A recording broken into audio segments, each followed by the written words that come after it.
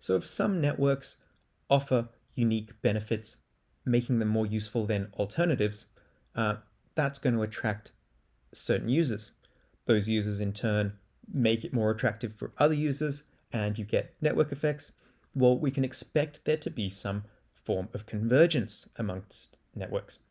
Here's a great quote from Parker Lewis, an essay called Bitcoin Obsoletes All Money that hammers home this point. He says money is an intersubjective problem, and the choice to opt into a monetary medium is an explicit opt out of another, which in turn causes one network to gain value and utility at the direct expense of another. Monetary competition is zero sum. So, what Parker is saying, similar to what Gigi was saying in an earlier video, is that monetary networks, it's a winner take all competition.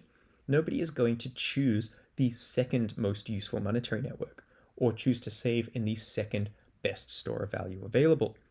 It means being even just slightly better than the competition means you'll capture the entire pie or all of the market share. So we want to be part of the largest network, and people will choose a network because of the unique set of benefits.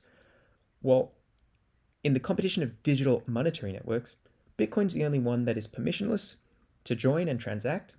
It becomes harder to shut down over time with the continued proliferation of nodes, and it offers final settlement anywhere in the world for under an hour.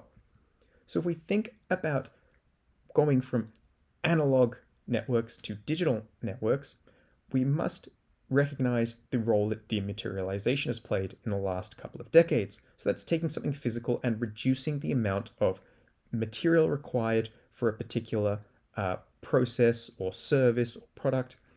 And Michael Saylor has been pretty strong in popularizing this idea of dominant digital networks, that once a particular threshold of around $100 billion is reached in market cap, it becomes very difficult, if not impossible, to dislodge because the network effects have already kicked off.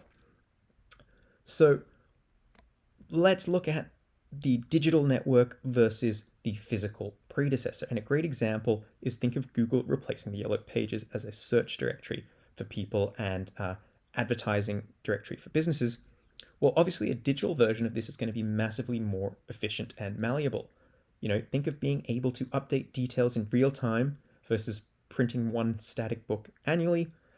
Think of the physical weight limitations of a book and the volume of information it can hold versus a server in a data center somewhere transmitting only the required information and on demand. Well, you can begin to see why digital successes of physical goods and services increase what's possible, leading to new opportunities and unlocking new markets. And a quote from Eric Weiss that I like to go back to is, if history is going to repeat itself, every time a digital successor has replaced an analog predecessor, it has dwarfed the analog predecessor by a tremendous amount.